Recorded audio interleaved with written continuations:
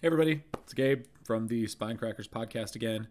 I wanted to, first of all, at the beginning of this video, say thank you to the new YouTube subscribers that we have, and specifically thank you to Orpheus for shouting us out in his last video.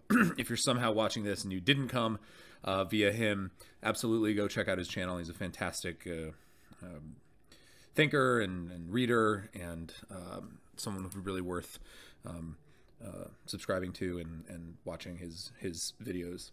And his channel will be linked down below. We also have our Patreon, which will be linked below as well. If you really like this video, if you really like what we've been sort of doing, go check that out, because we're going to be putting more and more stuff up over there exclusively going forward. And listen to the show, listen to the podcast, wherever you listen to your podcasts. Just look for Spinecrackers and we should show up. And if we don't, then tell us where you're trying to get it. So this video is the third video, the third review of Hans Henny Jahnn's short fiction in this nice little edition that I have from Atlas Press, which is a UK imprint. The first video is up on the Patreon, and the second one on Sassanid King was up here on YouTube. So I'm going to do this one, and then the final, this is the third short story in the collection, which is called A Master Selects His Servant. And then the final text, which is the novella A Night of Lead, The Night of Lead, will be up on the Patreon in the next few days as well. So if you like this, like, subscribe, do all the YouTube things, and thanks so much. So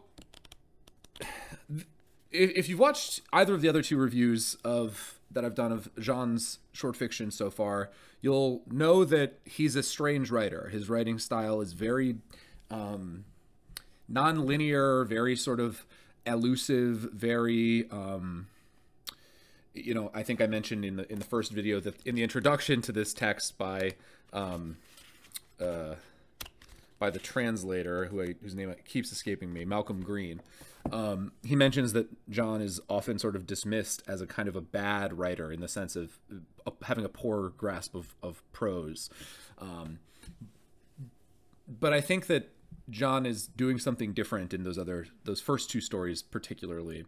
And he's much more interested in sort of the various kinds of resonant quality of language, the ways that words can sort of fit together in ways that, you know, produce certain physical and psychological sensations and impressions, rather than conveying information in a sort of a direct way. So I was expecting more. Long story short, I was expecting more of that in this story, and this story is not that. This story is by far his most sort of normal of the three that I've read so far. It has a fairly linear plot. It's easy to follow, and it proceeds in a normal kind of short story progression. It's basically the account of an interview between a, you know, wealthy older gentleman whose house servant, Manchard, house servant slash valet, has decided to leave his service.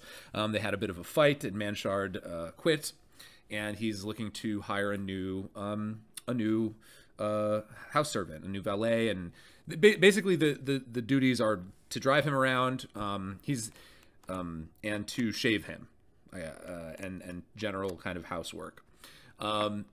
So it's the process. It's describing his interview process, and he initially offers the job to a sort of qualified candidate, and then he has this kind of mysterious young gentleman show up with a very curt letter of recommendation that just says, you know, something like, whoever hires, the man's name is Ajax von Uchri.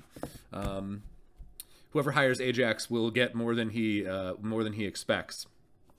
And it's basically the description of the interview. And Ajax has a sort of strange manner, and he kind of entrances the narrator, whose name we don't get, and ultimately kind of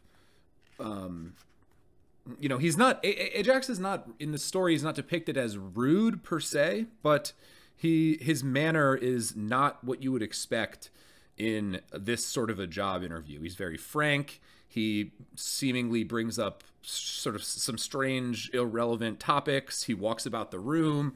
And so the interviewer, the narrator, is kind of taken aback and flustered by his behavior. And they start to have some discussions about various, philosophical topics, the narrator's background, and it comes out that he doesn't drive anymore, not because of any sort of physical impairment, but because he hit a child driving his car years previously, and then shortly thereafter, his own son was hit by a car and died. And so he has this, it's not presented particularly as superstitious, but this, he can't drive anymore for that reason. He's traumatized, basically. And so the other notable thing about this story is that it takes place in what for John would have been roughly the modern day. The first two stories, Kabad Kenya and Sassanid King, were much different and took place in what seemed like the past, the significant past. Obviously, Sassanid King was based on some historical characters and events, but even Kabad Kenya as well seemed, my read on it was that it took place in the fairly long time ago. So that's basically the outline of the plot. It's this interview between the narrator and Ajax. Ultimately, the narrator ends up hiring him despite Ajax having no sort of on-paper qualifications. He doesn't even know how to drive at the point that he's hired when the interview takes place. But the narrator is just sort of so entranced by his, presence that he winds up hiring him and having to retract his offer from the original person that he was that he had hired. I think my read on this story is that it's John's most kind of direct statement of some of his own sort of philosophical positions. John was, as I've talked about in some of the other videos, he was interested in kind of esoteric spirituality and kind of harmonic resonances, and he was obsessed with burial and burial rituals, and there's some of that in here as well. There's a couple passages that I'll read, and the conversation between the narrator and Ajax here, I think, is sort of it's not quite a platonic dialogue, but it I think through their discussion it's my dog just casually gagging for no reason. He's fine, don't worry, I promise he'll be okay. But through their discussion, I think some of John's views start to come out, and we can get a bit of a sense of his philosophies of life. So I'm specifically thinking of a couple passages. So first I'll read the passage where he describes his accident and his subsequent son's death.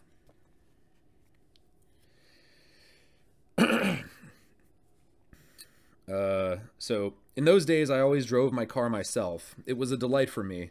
One day, a girl at play ran in front of the wheels. She died instantly and lay there like a bundle. Her clothes were in disarray, but her head was uninjured. Her face was pale and frightened, but not disordered, framed by dark hair. One of her eyes was closed. The other one continued to move, stared at me like a glass eye that does not see, staring. Then it closed. I picked her up, carried her to my car. Later, I discovered a small pool of blood on the cushions. No, the accident was not my fault. No one could accuse me, not even I myself. A few weeks later, my boy was mangled underneath an automobile that was driven by a drunk. He was struck while walking along the pavement, knocked over. His head was smashed, but there was not a scratch on his pretty body. There is no connection, said Ajax von Ukri. Morality is an accessory. Thousands are killed every day on the streets, in the mines, in the factories, or as wretches who die of hunger or corruption. Hundreds of thousands die because their time is up. All attempts to explain this tragedy arrive at false conclusions. The course of events is bound to an inexorable law, not to morals. Religions and nations which foster millions of murders collapse after a few centuries, but not because revenge is taken on them for their crimes. Their avengers are other people who, for their part, are also to be numbered among the murderers. Man has only an imaginary soul. Instead of true existence, he has a mind that allows itself to be led astray, that seems to exist solely to be led astray, rather than to correct creation by its compassion. And I think even in the description of the two deaths, we see this kind of resonant, harmony where the female child that the narrator runs over, her body is mangled, but her face is completely unaffected. But his son, when his son is killed, his head gets smashed, but his body is essentially unharmed. And so, together they make this sort of whole person, or this whole death in some way. And I think that is very, that made a lot of sense to me, thinking about some of John's, preoccupations and his views on, there he is.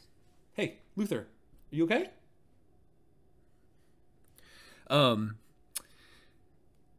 So anyway, and then I think Ajax's response about there being no sort of necessary, no kind of grand design is probably John being in tension with himself a little bit about, John was a deeply religious person when he was younger. He, then rejected it, or sort of shifted to these, more esoteric forms of spirituality and, some would argue hedonism.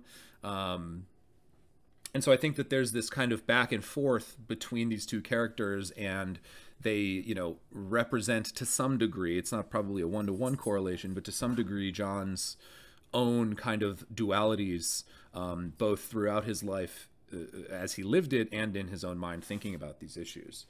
The other passage that I wanted to read is about John, the narrator sort of describing... so Ajax speaks, and then the narrator sort of reacts. So the narrator says, "You scarcely have any of the accomplishments that are required here." Ajax says, "I have others. From time to time, I can get to grips with harsh realities, with the severity of creation, because I do not believe in a life that offers the possibility of a certain duration. I take up an unremitting struggle in order to still be here the next day, but I assume that every day is my last. Which is why I am dependable, capable of anything, and completely amenable." I was taken aback. Simultaneously, I felt pity for him, for myself, for humanity, an indistinct feeling. Being capable of everything, is that not the ultimate accomplishment, the final assurance that more malleable stuff is present inside us? Is not anarchy the last bastion before the absolute sovereignty of the bureaucracies, in which there is no compassion, no turning back, no justice, only judges, a progressive stripping of the senses, and a death to the spirit, where production takes the place of creation, mass experience that of happiness? So I think, we're seeing there this character of Ajax as representative of sort of a certain type of spiritual resistance to what John sees as some dominant forces of the age: bureaucratization, sort of the deadening of individual and social experience, and Ajax being this kind of pure ego, living instant to instant and sort of treating all events with equanimity,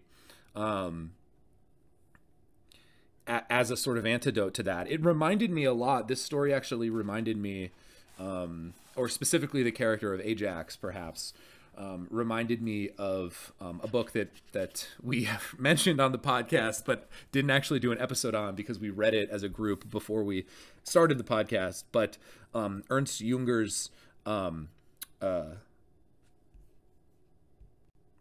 Eumsville, Ernst Junger's Eumsville, which is a sort of pseudo science fiction,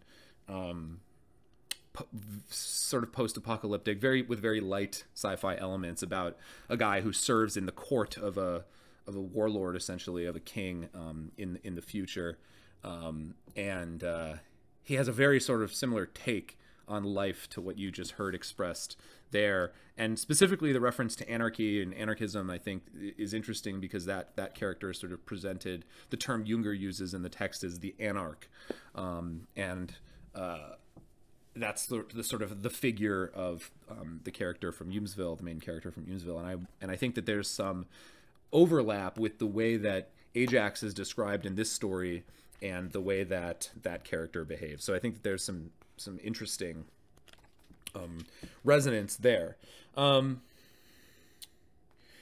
The last thing, you know, is that I'll say about this story is that in the end, Ajax tells this story about how his former master died, and how they had this very strange sort of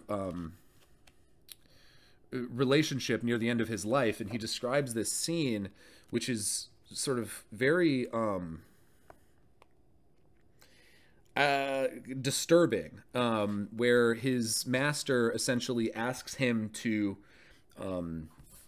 kill him. His master was sort of dying, and he asked Ajax to essentially hasten his death with, you know, I think he injects him with something. But the description of it is so bizarre, and I'm just going to read it. I won't read the whole thing because it's actually a very, very long description, but I'll start here. He wanted to elude, speaking of his master, this is Ajax speaking, he wanted to elude this terrible, this natural death. He did not reach this decision hastily. An old man loves every single day of his life. We talked about it. After a serious attack, it was time to take action. He needed my help. He wanted to hold one last pleasant picture before his mind's eye. He put some of his papers in order, but I know very little about that. One evening, he dressed as if for a large festive reception and lay down on the bed in the tall room with the white ceiling and the walls covered in gray floral silk. I am ready, he said to me. I went to the bathroom next door so as to transform what is visibly me for the solemn occasion. Divested of all my clothing, but rubbed down all over with English red, and like a devil or an angel in appearance, unrecognizable for that mold of my own form, I re-entered the bedroom. I like you like that, Dumenhold said, but don't say a word. Don't reveal who you are. I do not want to know you. The syringe is in the bedside cabinet. I have counted out 100 pounds for you. Stay with me until my eyes close. There is nothing more to say. He pushed up the sleeve of his coat himself so that I could insert the needle under the skin of his arm. The shock set in, heavy, stertorous breathing. For a while, he looked at me in astonishment, his face flushed, and then his eyes actually closed. So he sort of casually drops in here that he goes through this bizarre sort of death ritual with his master, where he gets naked and covers his body in this kind of red, you know, powder, so you can't see who he is, you can't identify his face, and then injects him with this, you know, lethal chemical. And it's kind of just dropped into the story there. Again, as I said, it's a very sort of long description. And at the end of it, he finds that his master had left this, you know, large diamond ring in his hand, kind of as this tacit payment or tacit, you know, signal to Ajax that he could take it and use it, which of course he can't because he's a servant, and so the diamond has provenance, and he's not able to sort of sell it, which is one of the things that he asks in return for his services from the narrator ultimately. So I just thought that was a really interesting passage, and again, there's a lot of scenes about death, not a lot, but the 2 or 3 scenes about death and burial, where the narrator's talking about burying his son, where Ajax is talking about how his former master had to bury his son as well in a sort of a crypt, and that again tracks with some of John's other preoccupations about death. So overall, I think this story is it was certainly a change of pace from John's other 2 stories that I've read. I'm, you know, obviously by no means an expert yet, but I'm deeply enjoying reading these stories, and I'm very excited for The Night of Lead, which is the novella that I'll be reading and posting a video about on the Patreon in the next couple days. So yeah, a good story, much more straightforward, much more, I think, John trying to kind of get out some of his philosophical positions, express some of the tension that he feels internally, trying to kind of you know, think through his own belief systems. So worth a read from a philosophical point of view and from a literary point of view. Hans Henny Jahn's a master selects his servant. Check it out. And if you like the video, as I said, please subscribe. Please leave a like, leave a comment. I think I mentioned in the last video that I was able to track down an academic edition of the complete set of stories that these three are from, which is called 13 Uncanny Tales. It's not super easy to find in English, but I was able to find a copy of it. And I will probably be going through the rest of the stories from that set eventually, but I want to do the Knight of Lead next. So that'll be the next video in this series. Again, yeah, thanks for watching. Like, subscribe, do the YouTube stuff, go to the Patreon, listen to the podcast. Thanks again to all the new subscribers. Thanks again to Orpheus for the shout out. All the links will be below, and I'll see you next time. Thanks.